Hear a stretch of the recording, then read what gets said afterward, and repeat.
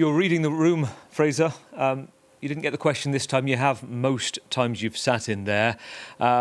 What stood out to you? There was a kind of triage of emergencies there. The trade talks kind of got a little looking to say that they wanted something fair. But let's face it, this fork in the road moment for Europe is how they can convince President Trump to stay with Europe.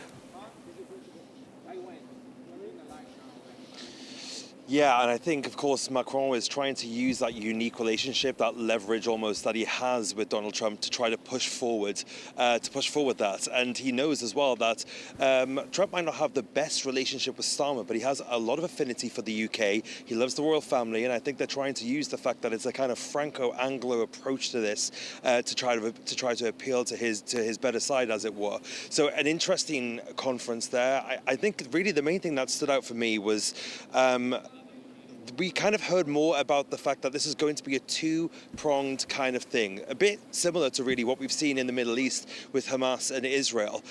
They want to get this ceasefire in place first, and that will kind of serve as the kind of backdrop for this wider accord, this wider deal, which will be worth around $500 billion. Of course, we've heard from Trump in the last few hours that he's expecting Zelensky to come here to the White House next week, this week or next week, to sign that accord.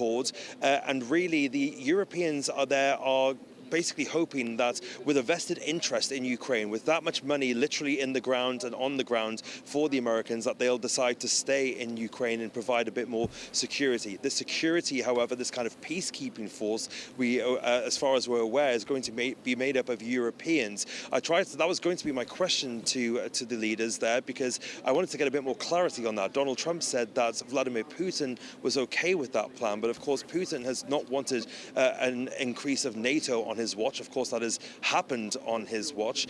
So we wanted to get a bit more clarity on who really that peacekeeping force would be. Macron suggested it could be some of the Brits, some of the French, but how wide-ranging would this be? So a different kind of approach here, some outside of the box thinking is what the Europeans are hoping they'll bring to the table, and that's coupled with the amount of money that the US stands to get back from this deal is what they're hoping will entice Donald Trump.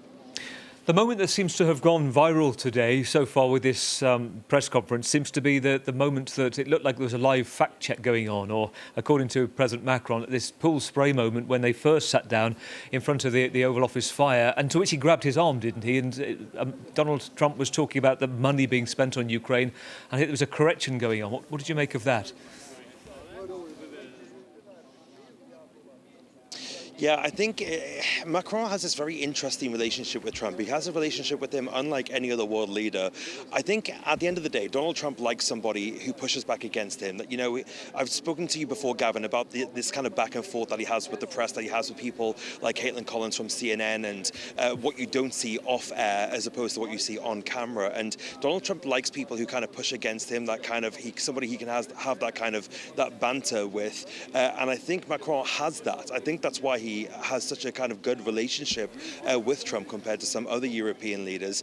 So I think, obviously, reading Trump's face at the moment, he was a bit, you know, he always has that kind of like almost like a smirk on his face. And there was a similar thing that happened earlier when one of the French reporters asked him a question about the American people loving Notre Dame and Donald Trump loving Notre Dame, and that so many Americans had contributed to the rebuilding of Notre Dame. So would Donald Trump be contributing to the rebuilding of Ukraine? And Trump let out this a smirk to that question and said he didn't really agree with the premise of it, but he does like that kind of back and forth. So I think it was an interesting moment, and Macron as well has live fact-checked Donald Trump. He did it also in his speech. Very subtly, he mentioned the $138 billion that the Europeans had given to Ukraine, kind of pushing back against the numbers that Donald Trump had put forward as the Europeans having contributed, and that was a slight kind of very subtle way of pushing back against him.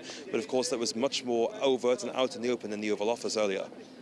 Very interesting. Very briefly, Fraser, because I know you've got a lot to do there today. We've got Keir Starmer coming on Thursday. The reports that they combined had tried to work out a way to persuade Donald Trump to say allow there to be around 30,000 peacekeeping forces, British, French, perhaps more now with Friedrich Merz and the new German Chancellor. He's got a difficult task because he's not known for banter diplomacy like President Macron. Yeah, he definitely has a much kind of drier sense of humour, something the British press have kind of ripped him for in the last few months. Well, actually, ever since he's been leader of the Labour Party. He's definitely not someone that has that kind of relationship. He and Trump don't have the same kind of convivial relationship that Macron has with Trump. Trump has said publicly that he's a very nice guy, that Keir Starmer gets on very well, but from sources that I hear inside both sides of the government, it's definitely not a kind of the same level of relationship that the French enjoy with the Americans. So we're going to be watching that very closely. I'm going to be watching Donald Trump's reactions to Starmer very closely. I will be the foreign pooler for the foreign press here at the White House that day. So we'll be getting an up close and personal look at that. And I will be keeping a hawk eye on it, because I think that is really going to be telling a lot of the story in those little back and forths. Fantastic. A hawk eye that is needed. Great clarity, context, as usual, Fraser. Thank you.